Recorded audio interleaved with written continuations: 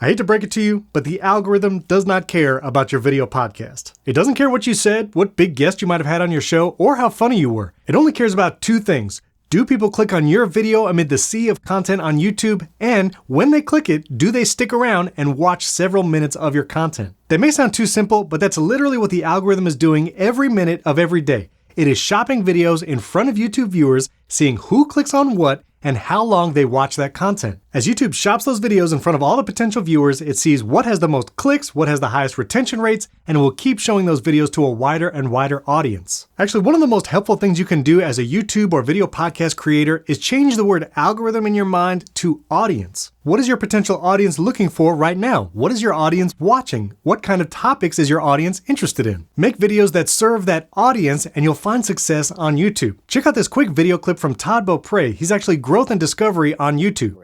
It's like, what time should I upload to optimize for the algorithm? What time, how often should I upload? We want to give audiences the videos and other content that they're going to be most satisfied by. So what I encourage creators to do is when they have some of these questions, they immediately kind of think about algorithm, like replace the word algorithm in their question with the word audience. That's going to give you a better answer because we're aiming to serve the audience. We'll put a link to that interview down in the video description. But changing your mindset from algorithm to audience will help you curate the best video content you can make. You'll also see in that interview YouTube creator liaison Renee Ritchie, and he had an incredible tweet to help you think about your video content. Let's go through the 5 points of his tweet. This way your video or podcast has the best potential of reaching its wider audience. Number 1, the thumbnail needs to stop the scanning and scrolling of someone on YouTube. If you actually watch YouTube, and if you're making content or video podcasts that you're posting on YouTube, I encourage you to actually watch YouTube. Actually scroll through the app, go to the website. What does it feel like for you as a viewer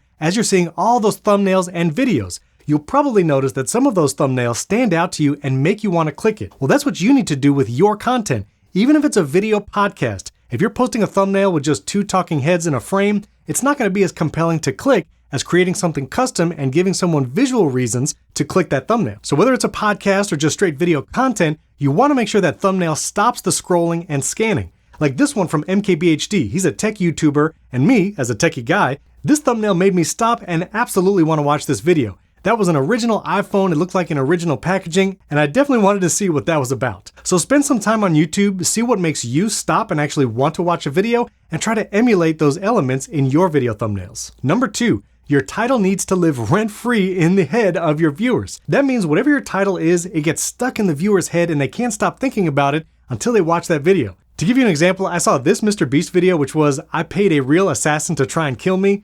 And I actually haven't watched the video yet, but that title has been in my head for weeks. And honestly, it's probably going to drive me to watch that video maybe later today. So whether it's these are 10 secrets to Microsoft Excel or this is how I grew $1 million business, whatever that title is, make sure it lives and sticks rent-free in someone's head. Number 3, the first 10 to 20 seconds of your video needs to reward the click. That means when someone clicks that thumbnail that hopefully just engage them and stop them from scanning and scrolling, that they're immediately pulled into the video. This means you need to hook your audience. We actually have an entire video on how to create a hook for your video content, even video podcasts. You can check that out above or in the description. But those first 10 to 20 seconds of your content or podcast basically needs to be a trailer or teaser for the rest of the video. For instance, this video from Mike Shake, the title was, "This is why combination locks are completely useless." And honestly, that has wide range appeal. We've all probably have to use a lock at some point in our lives, and I would want to know, why are combination locks useless and what should I do instead?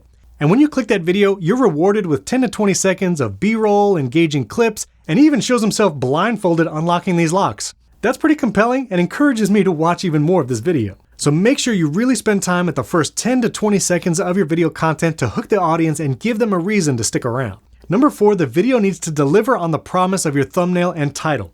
This is what you often hear as clickbait. A clickbait title might be some audacious or wild claim that encourages people to click, but if the rest of the content doesn't actually deliver on that clickbait title, people will be less likely to watch your content later. So you need to make sure, however clickbaity you make your title and thumbnail, that you actually deliver on the promise of that title. I love this video from Vox about how to take a punch like movie stars. Not only is the first few seconds pretty hilarious, but it goes on to explain the entire process of how punches and fighting happens on movie sets in Hollywood. So whatever you've hooked people with in your title, thumbnail, and first 10 to 20 seconds, make sure you deliver on that promise for the rest of your content, and they'll stick around, helping your retention rate. And number 5, don't forget to actually lead people to another video on your channel.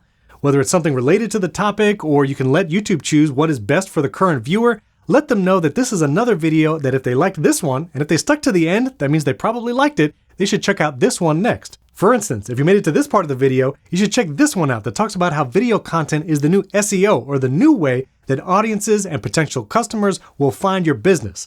And before you click on that video, click on subscribe and like of this video. We have lots of content on the Riverside channel about building video podcast setup, how to grow your video podcast on YouTube, and a ton more. Thanks for watching. We'll catch you in the next video.